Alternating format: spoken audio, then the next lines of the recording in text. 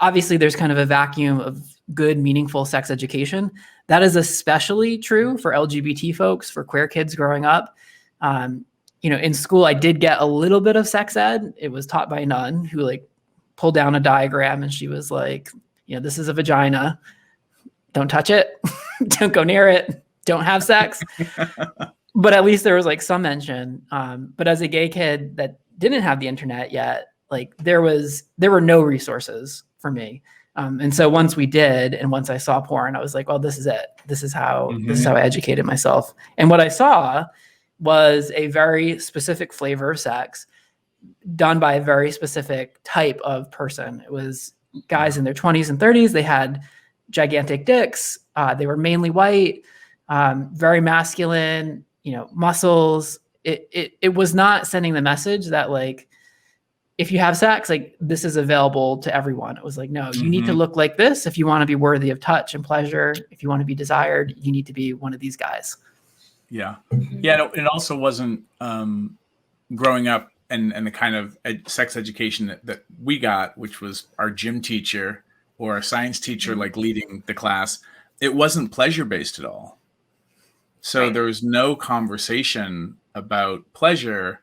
And then we just end up as, trying to learn. I mean, all humans, like a lot of us learn from watching. And when porn became more accessible on the internet, we're going there to figure out how we're supposed to do it. And like, just like you said, Davey, like speed and force gets collapsed onto that's what's supposed to feel good. In the same way that like cunnilingus is supposed to be, like me, showing the pussy to the camera, and like real cunnilingus is like you just get in there, and you take a breath every once in a while and you go back in. And Nina Hartley, who's a colleague of mine and porn legend, her joke was always like, if your eyelashes aren't getting wet from eating pussy, you're not doing it right. Nice. Can I ask? Well, I was gonna ask. I think most porn is traditionally directed towards the male eye, and so Reba, I'd love to hear your experience with porn and what you feel that you've taken from porn in your consumption of it. Yeah, no, that's a really good point, and it affected me in this interesting way. I also, grew up before the internet, and we would find my dad's Playboy magazines, for instance, which had a bunch of beautiful looking women with huge tits and, your stereotypical. And it was from the 70s too, so like the hair and the makeup. And so first I thought, well, I have to look like that before I will be attractive to anyone in a sexual way.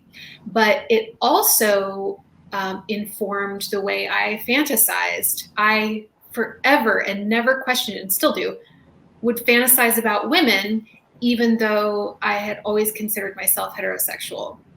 Never even crossed my mind that I would fantasize about a man or a penis, haver, or anything like that, because I didn't even, like, before I saw one in the flesh, I didn't really understand what that looked like. I had nothing to base a fantasy on. So I fantasized about women. And then in line with the motion picture, the talkies coming in, there was no, like Davey was saying, no, communication around, or maybe it was both of you were saying the communication around pleasure. It's just like the way porn stories are set up most of the time, if there's a story at all, it's a circumstance where people are just immediately attracted to each other and immediately know how to pleasure each other. And so I was under the misconception that my partner should essentially read my mind. And if they didn't, then we weren't a good couple, or we didn't have chemistry, or something was wrong with me, or I would be mad. And I didn't have the skills to speak up and say, this is actually what pleases me. Because that would mean that I failed as being attractive to them in the first place.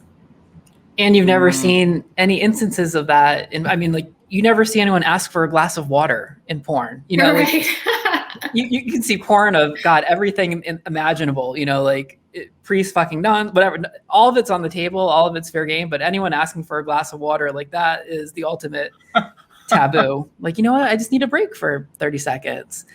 I do want to take a little ownership though, because like as a porn producer, that like what we're describing, the problem with porn, it doesn't always need to be this way.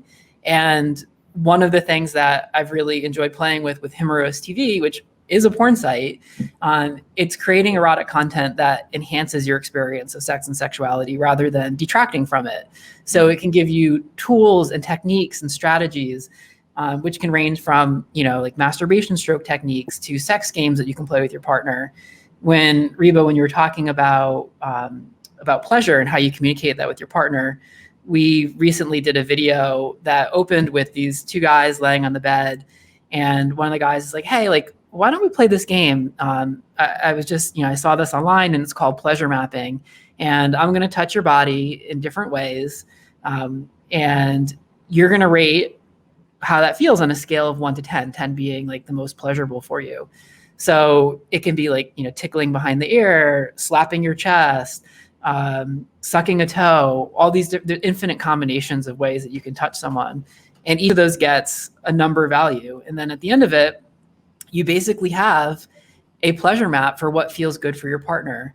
So in the video, we actually show them going through that process and then having sex afterwards, which incorporates all the things that their partner said felt good for them. And like, that's a really scalable, fun way to connect with your partner or a hookup. It could be a fuck buddy. It doesn't matter. Someone that you met on Tinder or Grindr. But it facilitates communication in a way that's not awkward, that keeps it fun and exciting. Well, please can I jump in?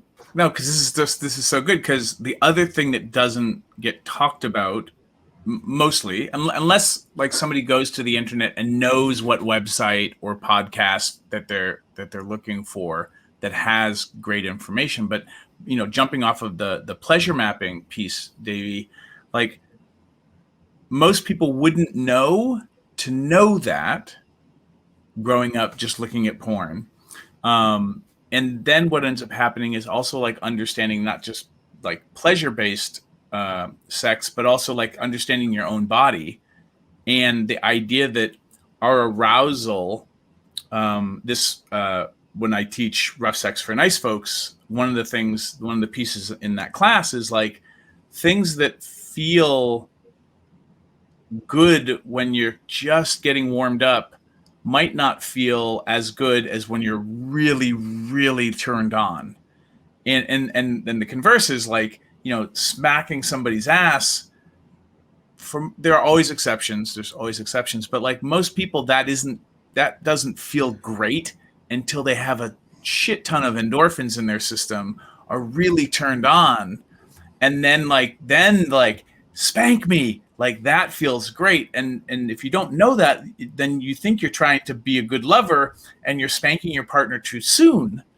Or you're asking for something that you want to try and it doesn't feel right because you might not know. You're like, oh, maybe I just need to be more aroused. Like maybe it's too soon for the pegging or the penetration or the this or that. And, working, as a penis owner, like, it was amazing the day that I started playing with my ass. And then one day, weeks later, was like, oh my God, like I know what it feels like when my body wants penetration. And that's a very different thing. And a lot of straight guys don't know what that feels like.